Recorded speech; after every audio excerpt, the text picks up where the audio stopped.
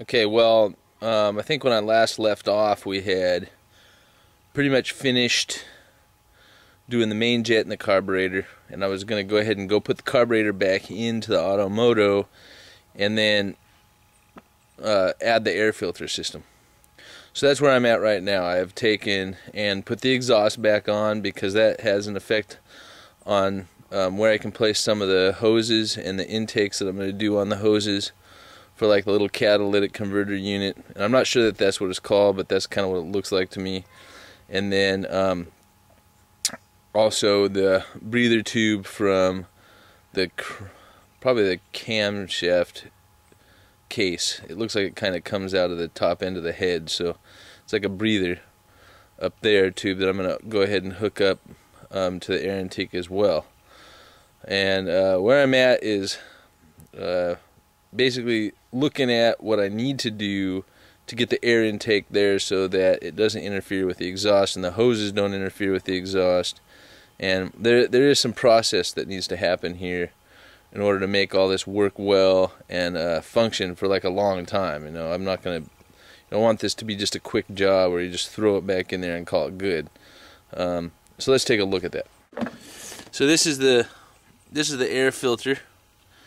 It's a it's a UNI air filter, and it's actually two parts. It's this red outer part and a finer inner part, and I'll show you how we're going to oil this in a little while.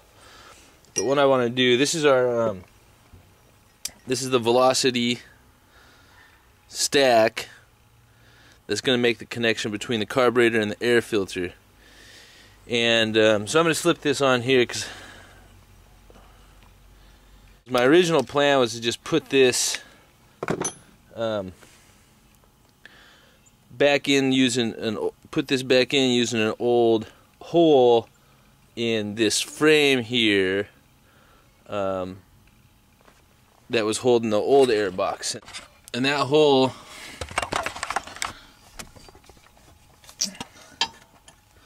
is right here. But what I'm seeing immediately as I come in here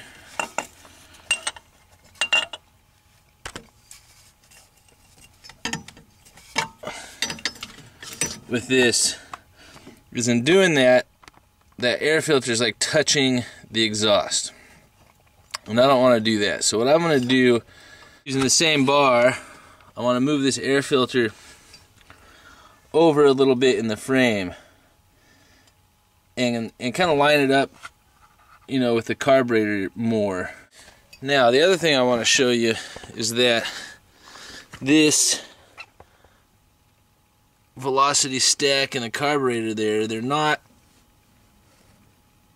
right in here. They're not close enough for the piece that they gave me with a couple of clamps for the velocity stack. And you can see that if I put this in here,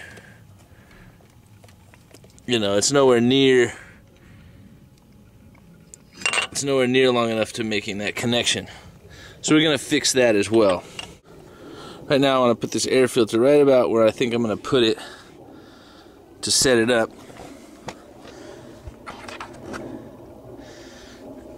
And I'm going to go ahead and mark the frame. Go ahead and mark the frame here.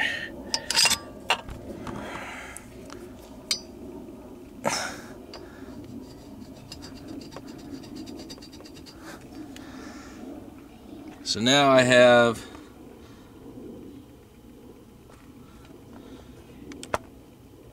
a little mark on the frame right here.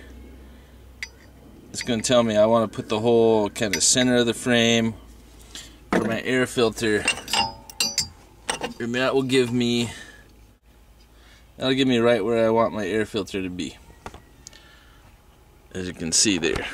So the other thing I want to look at is more over here on this side, and that's these two hoses that are coming in here. I want to get them hooked up to some tubes. You know, I want this to basically go in here, right into that velocity stack.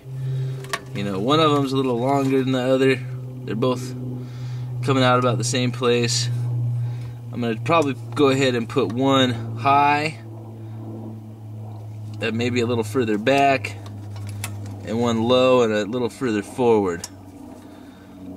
And I didn't bring a pin with me, but I can tell just by the orientation here when I get into the shop in relation to this, like, you know, I want to put one like right about there and one like right about down here.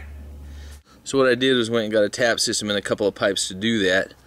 So let's go ahead and take that whole unit into my shop and drill some holes and tap the velocity stack so that we can put those tubes on some like brass barbed pipe receivers.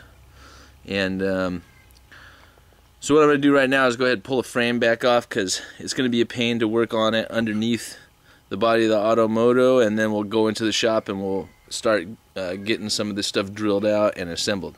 Alright, so here we are in the shop, and my mark is right here, but I want to make a more visible mark with it. So I keep these paint marker pins around just for this purpose, and that's the mark I'm going to use. I'll put a little crosshair on it. So there we go. So we're ready to deal with this. Okay, so what I'd really like to be able to do is take this original screw bolt and use it to attach this, because as you can see, it actually would work, give me a little play for some slight adjustment, but be able to use it with the washer. So I'm going to drill a hole here that's just slightly smaller than this, and I'm going to just try to thread this into that hole. So I'm decided to go with a it's a 13/64, which is just basically narrower than the threads.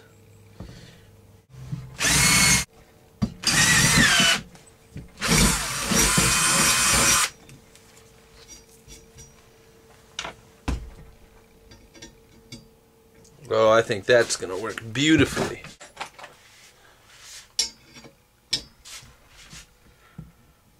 So I'm going to use my self-tapping screw to start a thread.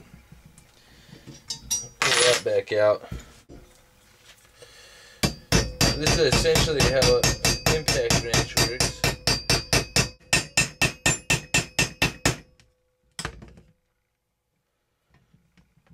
And I can drive this screw all the way through.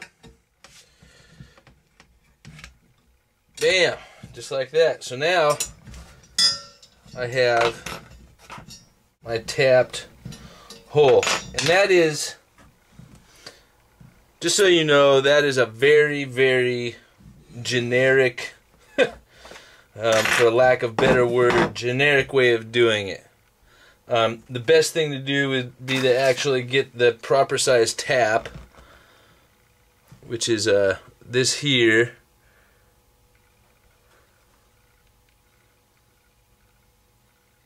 And you can see that this is designed for driving into a hole and threading it. That's exactly what this is. It's for cutting threads.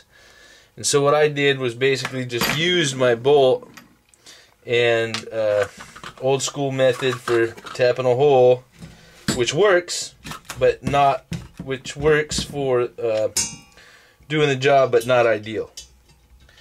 But either way, I now have my frame with the hole that is tapped, and will hold that velocity stack very nicely in place.